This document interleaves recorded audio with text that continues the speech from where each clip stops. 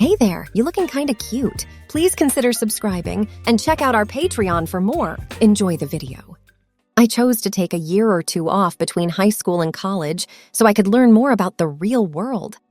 I was talking to my mom about it when my longtime friend Karen stopped by with some big news.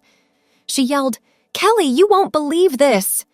I just won 2 tickets on the radio to the Land Sown charity ball." "My God, Karen," Mom almost yelled. "Those tickets are worth $500 each." I thought that was great, so I joined in. "Can I come along?" I made fun of her because I knew she would be with her boyfriend, Rick. "Isn't it wonderful?" "Yes, you can definitely come. Rick will be leaving town. He will be going camping with Larry." I was just joking. I'm not, though. Except for Rick, I can't think of anyone else I'd rather go with. Just do it. It will be fun. "Sure, I will be dressed as Joan of Arc. Now, which figure from a fantasy story would you like to be?" "I'm sorry, I haven't even considered it. My mom told me, I've been saving my wedding dress, and since I don't have a daughter who will ever wear it, you might as well wear it for one night." "Mom, I'm not interested in being a clown. This is a very, very important thing." She told me to hurry up and she would make sure I looked like a real bride. "Mom!" Karen laughed and said, "Kelly, I'm sure you'll pass as a real girl. It will be fun, and you'll get to see what we do." "Right," I said with a sneer. No one will ever know, Kelly. You have the next 2 weeks to work on it." "What do you mean by the next 2 weeks?" Karen grabbed my hands and said, "You said you didn't want to be a clown. You'll need at least 2 weeks to figure out how to act like a woman." "Okay," I said with excitement. "When do we start?" "Right now. Shave your legs and go upstairs. We'll get you the dress and anything else you need to wear with it." I was in the shower and using my mom's razor in a few minutes. My first time shaving my legs was a little stressful because the water kept washing the shaving cream off of my legs. After a while, I just sat on the tub's edge and kept shaving. When I was done, my legs felt like they were bare. It went great. After that, I put on my bathrobe and went into my parents' room. Mom just took her wedding dress out of the plastic bag it had been kept in. On the bed were a pair of white lace control pants, a long line bra, and a white garter belt. I was so scared and happy that I couldn't speak. Mom let the dress open up like a beautiful cloud and held it up to herself. This was the first time I saw her wedding dress in person, and it was even more beautiful in person than in all the pictures. "Oh my," I sputtered. "Mrs. B, that is a beautiful dress. When you were it, you must have felt like a princess. Karen, thank you. Every time I wore it, I loved it. I think Kelly will like it just as much as I did." Mom brought me the dress I was going to wear. I was standing and holding it up in front of me. Kelly will be the most beautiful girl at the ball. I was a little ashamed, but my mom told me that we're all girls and we shouldn't be embarrassed. I felt a little bit of pride when my mom called me a girl. I put it on. I looked at Mom to see what she would say. She had a big grin on her face. The long line bra was a little bit too big, so Mom said we'd have to go shopping the next day to get one that fit, and maybe a couple more so I could get used to being a girl before the dance. Even though it was a little big, it made me feel very girly when I wore it. Before they did my makeup, they had me put on the garter belt, nylons, and a long tank top. From the way my mom was talking, it was clear that this day was very important to her. Not to mention that it was also a very important day for me.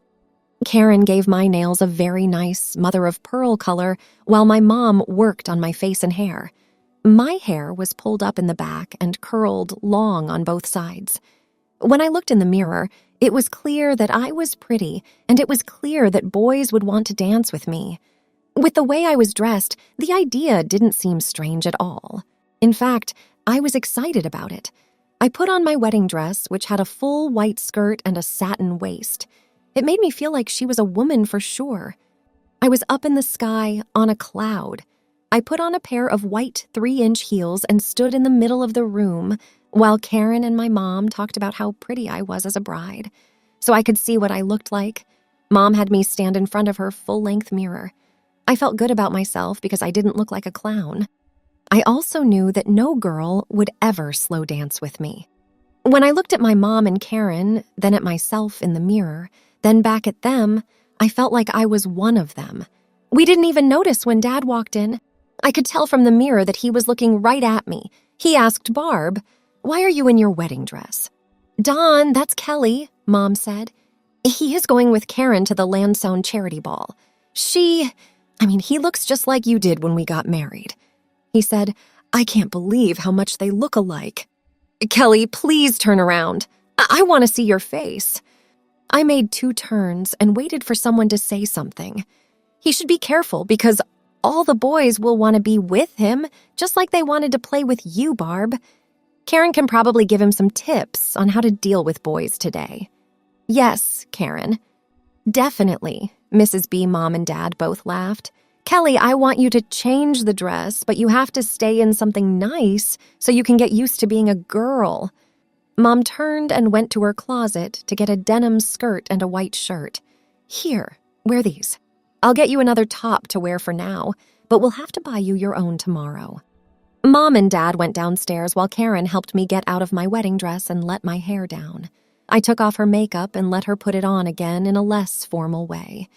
When I got home, my parents had already decided to take us out for dinner. Dad kept making fun of the fact that we were surrounded by 3 beautiful women. The hostess at the diner said that my mother and I looked a lot alike. In fact, she thought we were sisters at first, and my mom had to tell her I was her daughter. I felt very special when she said that to me. Dinner was a lot of fun. We laughed and had a good time. Mom pointed out a few good-looking guys and told me I could pick up any of them. I even got to use the girls' room and touch up my makeup during the evening. Karen talked my parents into spending the night at her place so I could try on some of her clothes.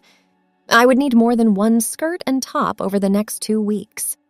When we got to Karen's house, her mom was there, but her dad was on a work trip out of town. Becky, Karen's mom, wasn't as nice or understanding at first as my parents, but after she came to check on us a few times, she forgot I was a boy and started treating me like a girl. She even gave me an outfit that she no longer fit into. Karen and I talked until it was almost time for bed. We talked about boys, clothes, makeup, and movies. I kept surprised myself with what I said about who I liked and who I would like to date. Before we went to sleep, we had figured out how to get Larry to go on a double date with Karen, Rick, and me. Larry and I had been good friends for a long time. He was a very nice boy, and tonight I was thinking about him in ways I hadn't before. At 10 in the morning, the phone rang. Mom was in a hurry to take us shopping when the phone rang. She told me she would pick me up in an hour, and then she called Becky and asked her to go shopping with us.